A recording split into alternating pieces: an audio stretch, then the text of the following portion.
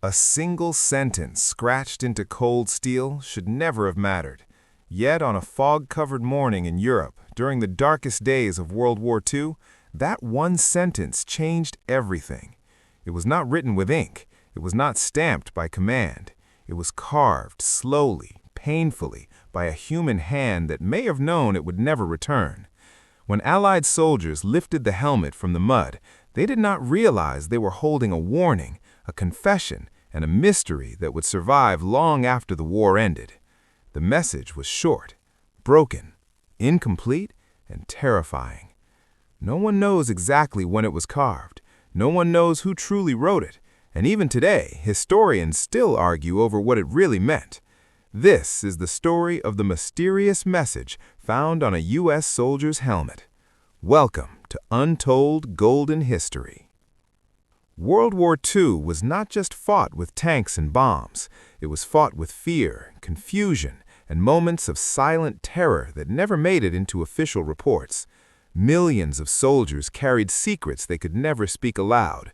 Some wrote letters, some prayed, and some, when they had nothing else left, carved their thoughts into the only thing that stayed with them, their helmet. In late 1944, as Allied forces pushed deeper into Nazi-occupied Europe, a small infantry unit from the United States Army was advancing through a ruined village near the edge of a dense forest. The maps were outdated, radio contact was weak, the enemy was unseen but everywhere. Every step forward felt like walking into a trap. The village had no name on most maps. Bombing had erased the signs. Stone houses lay split open like broken bones. Windows stared back like empty eyes. The air smelled of smoke, damp earth, and something worse, death that had settled into the ground. As soldiers cleared the area, one young private noticed something half buried near a collapsed wall. At first, he thought it was just scrap metal, but when he kicked away the dirt, he froze. It was a U.S. Army helmet. Standard issue, olive drab, dented on one side. The liner was cracked. No body nearby, no weapon, no dog tags, just the helmet. Finding lost equipment was common in war. Finding a helmet without its owner was not. Helmets rarely left a soldier's head unless something terrible had happened. The private lifted it carefully. Inside, scratched into the steel with what looked like a knife tip, were words. Not a name, not a prayer, a message. The letters were uneven, as if written in a hurry or under extreme stress. Some lines were deeper than others, suggesting the writer had pressed harder at certain moments, maybe when fear spiked, maybe when time was running out. The message read, "They are not where they say. Trust the silence. If you hear nothing, run." That was all. No signature, no date, no unit number. The soldier who found it felt a chill that had nothing to do with the cold. He showed it to his sergeant. The sergeant frowned and passed it to the lieutenant. Within minutes, officers gathered around the helmet, reading and rereading the same sentence. They are not where they say. Who were they? Trust the silence. Silence was the most dangerous thing on a battlefield. If you hear nothing, run. Run from what? And when? The mission was immediately paused. Orders were delayed. Scouts were sent ahead with extreme caution. What should have been a routine advance turned into a slow, tense standstill. Command was notified. Military intelligence officers arrived hours later. They photographed the helmet, copied the message, and sealed it in a canvas bag. Officially, it was labeled as unverified battlefield artifact. Unofficially, it terrified everyone who read it, because the message seemed to describe something commanders feared most: false intelligence. During World War II, misinformation killed thousands. Fake coordinates, delayed warnings, troop movements that were already compromised. If someone knew that they are not where they say, it meant someone had lied, or someone had discovered a trap too late. Analysts tried to trace missing soldiers in the area. Records showed a young American infantryman had been reported missing 2 days earlier during a night patrol near the same forest. His body was never recovered. His helmet description matched. But records also showed something strange. That soldier had no intelligence role. He was not trained in codes. He was 19 years old. So how could he know something that even command did not? Back at headquarters, decoding attempts began. Experts examined the phrasing, the word choice, the structure.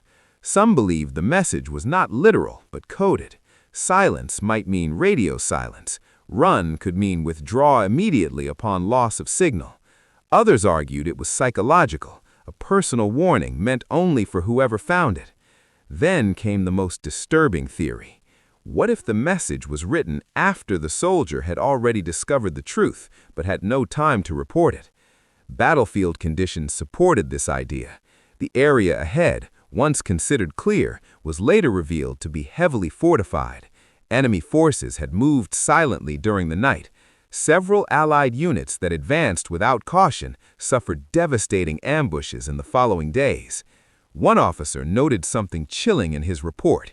The helmet message aligns with later enemy positioning discovered post-engagement. In simple terms, the warning was right. But that raised even more questions. Why carve it on a helmet? Why not radio it? Why abandon it? Some historians believe the soldier may have been injured, hiding, or trapped. Radios were bulky, batteries failed, but a helmet was always there, steel, permanent. If he thought he was going to die, carving the warning may have been the only way to leave something behind. Others suggest espionage.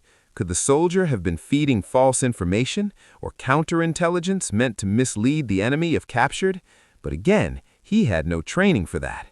Then is the most heartbreaking possibility, that the message was not meant for the army at all, that it was written during a moment of realization when the soldier understood he had been sent into danger based on wrong information, that they referred not to the enemy, but to command, that trust the silence meant stop believing what you're told and start paying attention to what you don't hear, the silence before an ambush, the silence before death.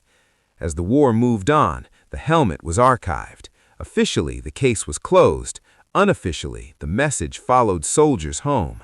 Some spoke of it years later, saying it haunted them more than gunfire, because it represented something no victory parade ever showed: fear, confusion, and the terrible knowledge that sometimes the truth arrives too late.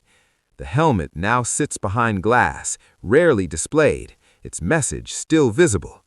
Visitors read it and move on, unaware that those few words once stopped an entire mission, saved unknown lives, and left behind a mystery that history still cannot fully explain. And somewhere in that quiet sentence, scratched by a shaking hand, lives the voice of a soldier who may have known he would not survive, but refused to stay silent. The helmet did not speak on its own. It forced people to imagine the man who once wore it.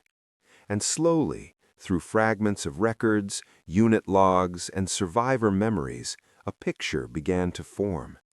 The soldier was young, barely out of high school, drafted from a small American town where the loudest sound had once been a passing train. Before the war, his hands had known farm tools, not rifles. Before Europe, his fears had been simple things like disappointing his parents or not finding his place in the world. War erased all of that in weeks. He arrived in Europe believing what most soldiers believed, that courage and obedience would keep him alive. Training had taught him to trust orders, to follow maps, to assume that someone higher up always knew more. But battle has a way of tearing those beliefs apart. In combat, truth does not come from command tents. It comes from what you see, what you hear, and what suddenly disappears. The unit had been moving at night for days. Sleep came in short, broken moments. Hunger was constant. Rain soaked through uniforms until nothing ever felt dry again. Fear settled into the bones. Men stopped talking unless necessary. Silence became heavy, almost alive. On the night everything changed, the patrol was ordered to advance quietly through the forest. Intelligence reports claimed the area was clear, no enemy movement, no resistance expected. The phrase relatively safe was used, a phrase that meant nothing to soldiers who had already seen too much. As they moved between the trees, the soldier noticed something wrong. No birds, no insects, even the wind felt still. In war, silence like that was not peaceful. It was a warning. He slowed his steps, scanning the darkness, straining to hear anything that would explain the emptiness around them. Then he saw it.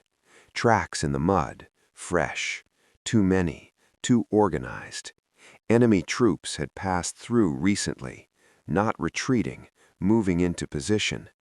He tried to signal the man ahead of him, a hand motion, a whisper, but the patrol kept moving. Orders were orders. The radio operator reported nothing unusual. The silence was dismissed as coincidence.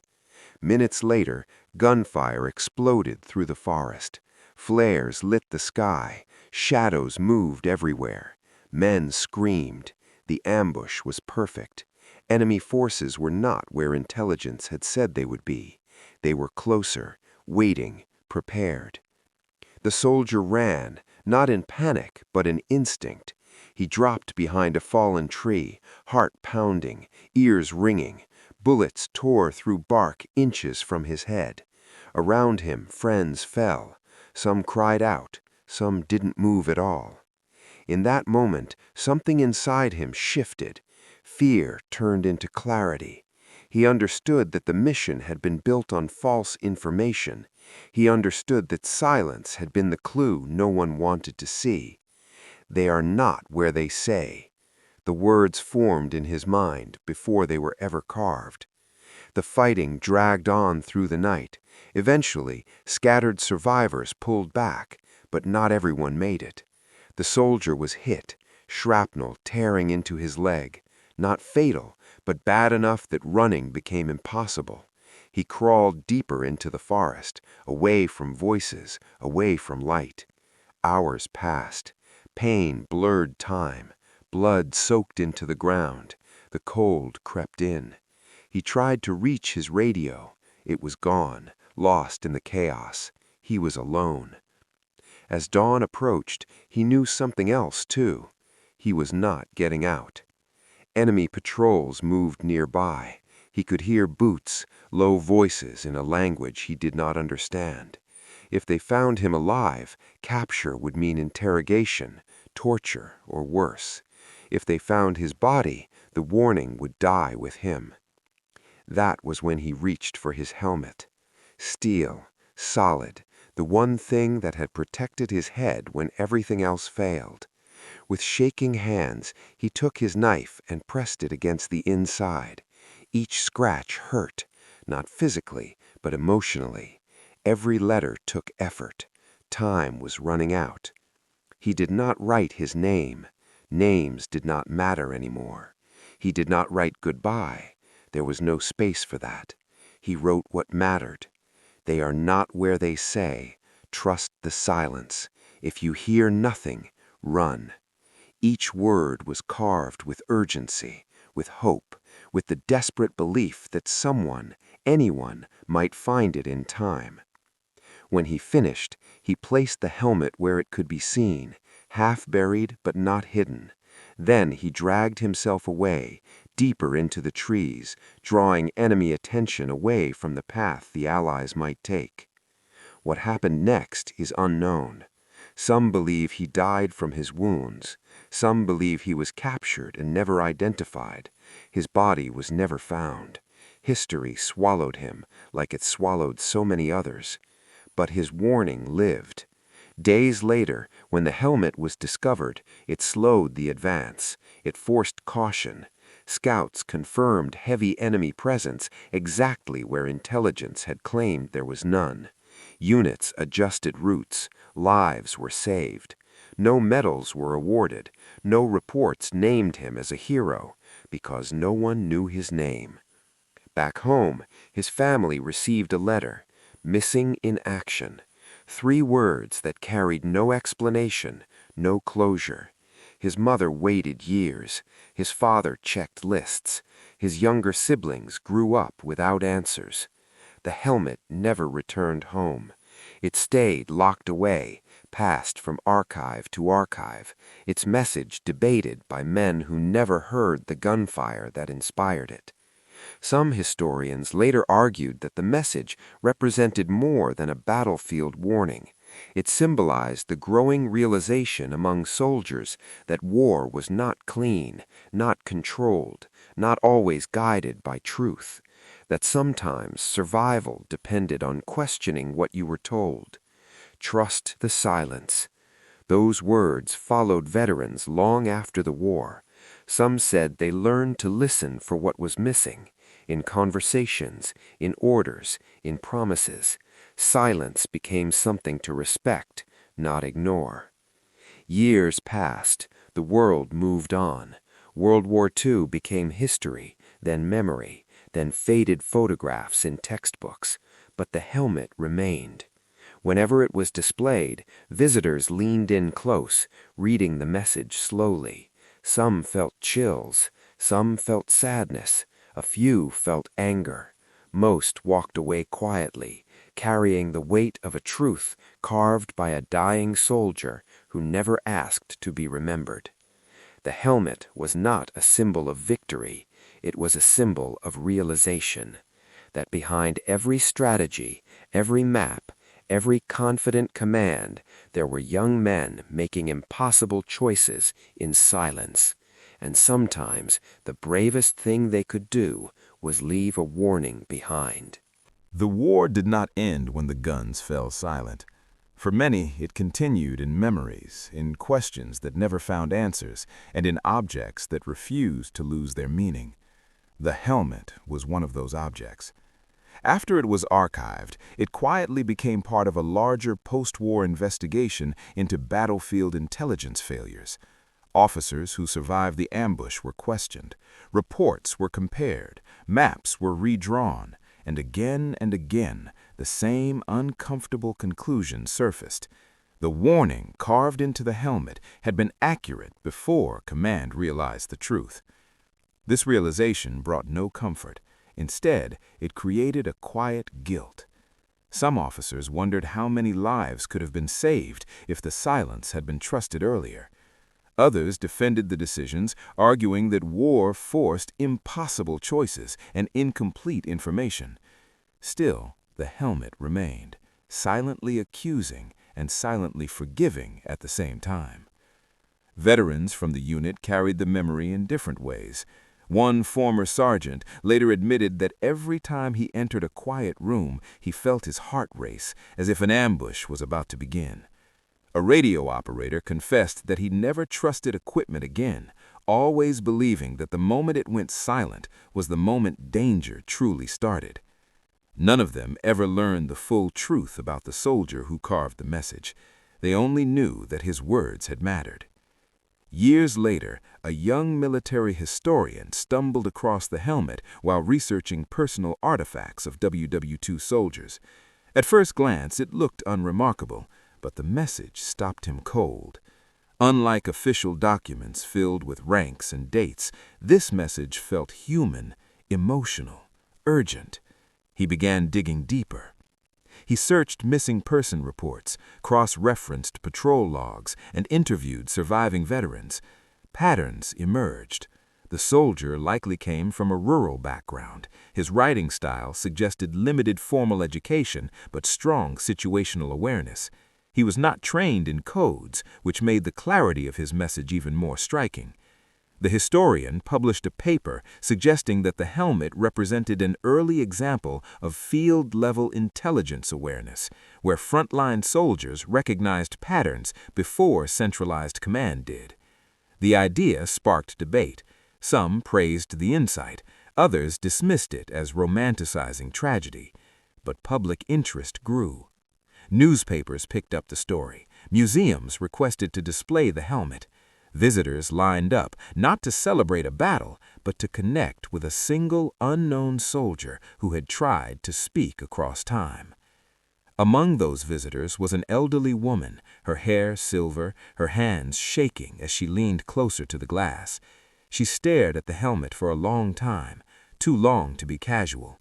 When a curator asked if she was all right, she simply said, "My brother never came home." Her brother had been reported missing in action in the same region. The dates matched, the age matched. The uncertainty had haunted her entire life. She did not claim the helmet belonged to him. She could not prove it, but she felt something she had never felt before, closure, even without certainty. That moment highlighted something important. The helmet was no longer just a military artifact. It was a bridge between history and humanity. As more people learned about the message, theories multiplied. Some suggested the soldier had overheard enemy conversations.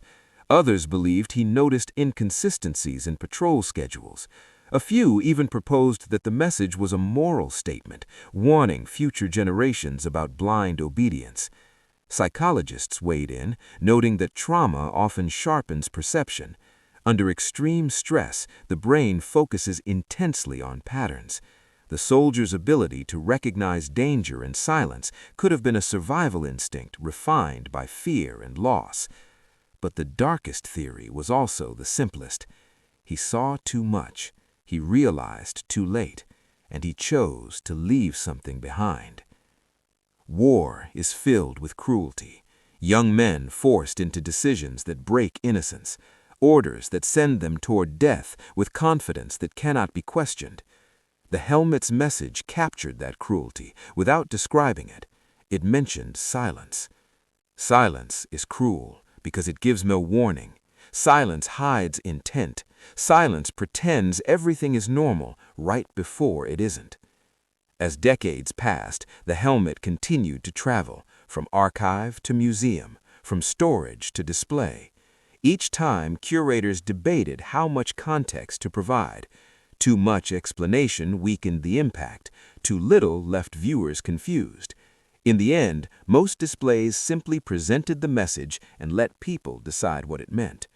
Children asked why the soldier didn't just write a letter. Adults asked why command didn't listen sooner. Veterans stood quietly, saying nothing at all. In academic circles, the helmet became a case study in decentralized awareness. In popular culture, it became a symbol of lost voices. Writers referenced it, documentaries mentioned it briefly, but no retelling ever felt complete because the truth itself was incomplete. That incompleteness was the point.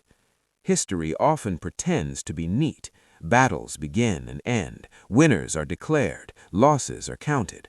But real history is messy, filled with moments that never fit into official narratives. The helmet was one of those moments.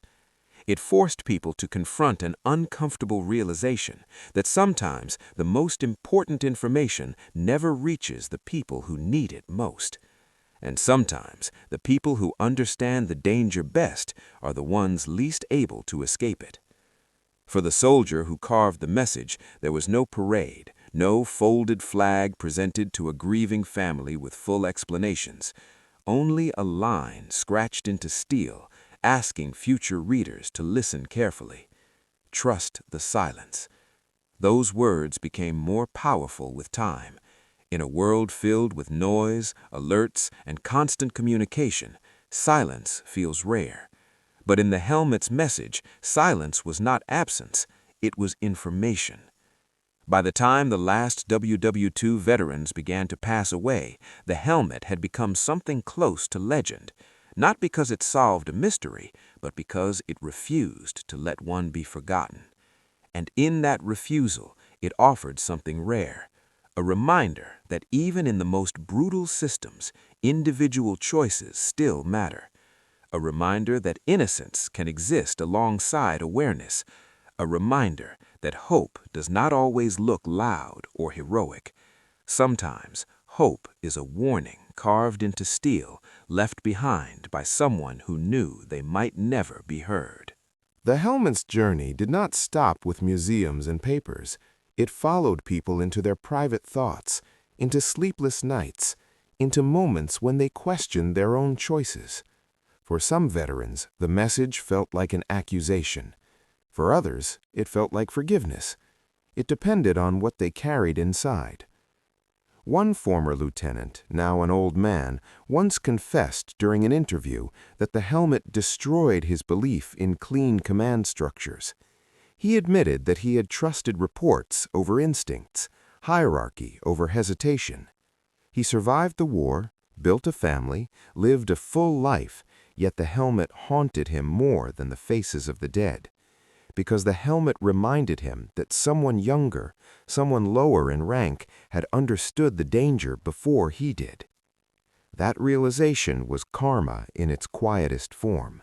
Not punishment, but awareness, a truth arriving years late when it could no longer change the past, only reshape how the future was remembered. Psychologists who studied wartime trauma often pointed to cases like this. Trauma does not always scream, sometimes it whispers. Sometimes it waits decades before it makes itself known. The helmet's message acted like a trigger. Veterans who saw it reported sudden memories, physical reactions, a tightening in the chest, a sense of being back in the forest where silence pressed in from all sides. The cruelty of war was not just in violence, it was in responsibility without control. Young soldiers were expected to obey, to trust systems designed far away from mud and blood. When those systems failed, the cost was paid by bodies on the ground, not by ink on paper. The unknown soldier paid that cost. He paid it with fear, pain, and ultimately disappearance. Yet there was innocence in what he did. He did not carve accusations. He did not name names. He did not curse the officers who sent him forward. He simply left information. Pure, direct, human. That innocence is what makes the message unbearable and beautiful at the same time. As the decades rolled on, the helmet entered a new phase of its life. Digital archives, virtual exhibits, high-resolution photographs shared online. Millions of people who had never held a rifle, never heard artillery, now read the same words scratched in steel. They reacted strongly. Some commented that it felt like a message meant for modern times. Others said it reminded them to question authority. A few claimed it was proof that truth always finds a way out, even if the truth comes from the most powerless voice in the room. But there were critics, too. Some argued that the story was being exaggerated, that too much emotion was being attached to an artifact, that not every artifact needed to carry deep meaning. Those critics missed the point. The meaning was never in the helmet itself. It was in what people felt when they read it. In one recorded interview, a high school student stood before the display and said something simple. It sounds like he was scared, but still trying to help. That sentence captured everything. Fear did not stop the soldier. Pain did not stop him. Even the certainty of death may not have stopped him. He still tried to help. That is where the ray of hope lives in this story. Not in victory, not in medals, not in speeches, but in the small, stubborn act of caring for others, even when your own life is slipping away. Historians later uncovered evidence that the altered route taken after the helmet's discovery likely saved at least one platoon from walking directly into the same ambush. The numbers were never confirmed. The Army did not issue a statement. But among those who survived, there was quiet agreement. Someone they never met had given them time. Time to slow down. Time to question. Time to live. That is karma, too, in its gentlest form. Good passed forward without recognition. The soldier never knew if his warning worked. He never knew if anyone listened. He never knew if it mattered. But it did. As the world entered new wars, new conflicts, new forms of intelligence and technology, the helmet remained stubbornly relevant. Satellites replaced scouts. Algorithms replaced maps. Yet even with all that advancement, one truth stayed the same. Silence still mattered. Gaps in data, missing signals, things that did not add up. The helmet warned that ignoring those gaps could still get people killed. In that way, the unknown soldier continued to teach long after his voice was gone. There is a cruelty in realizing that wisdom often comes from loss, that the clearest lessons are carved by suffering, that innocence is consumed to produce understanding. But there is also hope in knowing that those lessons survive. The helmet does not ask for praise. It does not demand remembrance ceremonies. It simply waits quietly for someone to lean close enough to read. And when they do, something shifts. They listen more carefully. They question more deeply. They respect silence. The story does not end with answers. It ends with realization that history is not only shaped by generals and governments, it is shaped by a 19-year-old in the dark, bleeding, afraid, choosing to carve a warning instead of giving up. And that choice, small as it was, continues to echo. The helmet's meaning deepened when families entered the story, because war does not end on the battlefield, it follows bloodlines home. Somewhere in the United States, a mother kept a room untouched, dusted weekly, waiting for a son who never returned. Somewhere a father learned to stay quiet because questions hurt more than silence. Somewhere siblings grew older, carrying a shape in their lives where a brother should have been. They did not know about the helmet. They did not know about the message. They only knew absence. When the helmet began appearing in public exhibits, letters started arriving. Some were short, asking simple questions. Some were long, written late at night, full of hope and fear tangled together. Families searched for connections, for dates that matched, for handwriting that felt familiar even without proof. Curators could not confirm identities. Records were incomplete. Names were lost. But the letters kept coming because the helmet offered something families had been denied for decades, a reason to believe their loved one had mattered at the end. One letter stood out. It came from a woman who had been a child during the war. She wrote that her brother used to scratch words into anything he could find: desk corners, tree bark, the inside of a toolbox.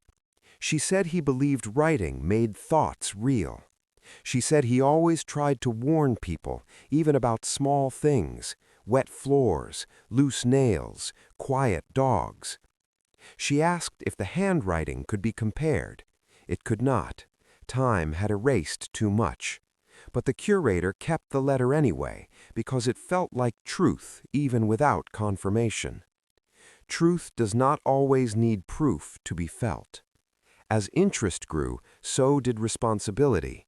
Historians worried about turning a human tragedy into a symbol too polished to be honest. They argued that the helmet should remain rough, incomplete, unresolved, because that was how war actually was. No neat endings, no clear heroes, just people doing what they could with what they had. The helmet taught that lesson better than any plaque. In schools, teachers used the story to explain the human side of history. Students learned dates and battles, then read the message and felt something shift. Suddenly, WWII was not just maps and numbers. It was a person, alone, making a choice. Many students said the same thing afterward. They said the message sounded like advice for life. Pay attention. Notice what is missing. Do not ignore quiet warnings. That reaction worried some adults. They feared encouraging doubt. But others argued that thoughtful doubt was not rebellion, it was survival. The soldier had not disobeyed out of arrogance. He had observed reality and responded with care. Care was the most surprising part of the story. In a situation filled with cruelty, the soldier chose empathy. He imagined others walking into the same danger. He imagined them not knowing. He imagined a way to help without expecting anything back. That is the kind of innocence war tries to destroy. But sometimes it fails. As the helmet continued to be discussed, a final realization emerged among those who studied it deeply. The message was not only about enemy positions, it was about listening, about awareness, about respecting the space between sounds, between orders, between assumptions. Silence was not emptiness. Silence was data.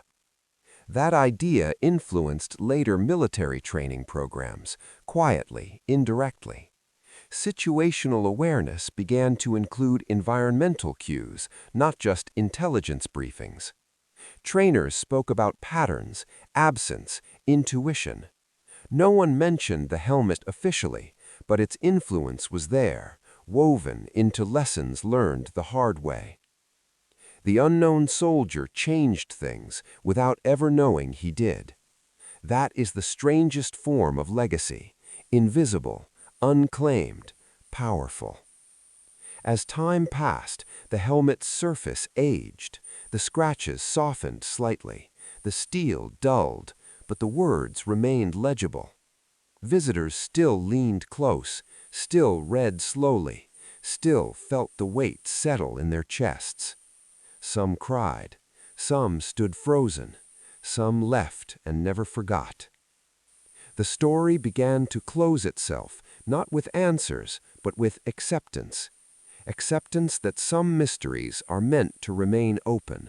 Acceptance that not knowing a name does not erase a life. Acceptance that meaning can exist without resolution. The helmet no longer asked to be decoded. It asked to be remembered. Remembered not as a relic of war, but as proof that humanity can surface in the darkest places. That even when systems fail, individuals can still choose compassion. That a single warning, carved with effort and fear, can ripple outward through time. In the end, the helmet did what the soldier hoped it would. It made people stop. It made them listen. It made them think.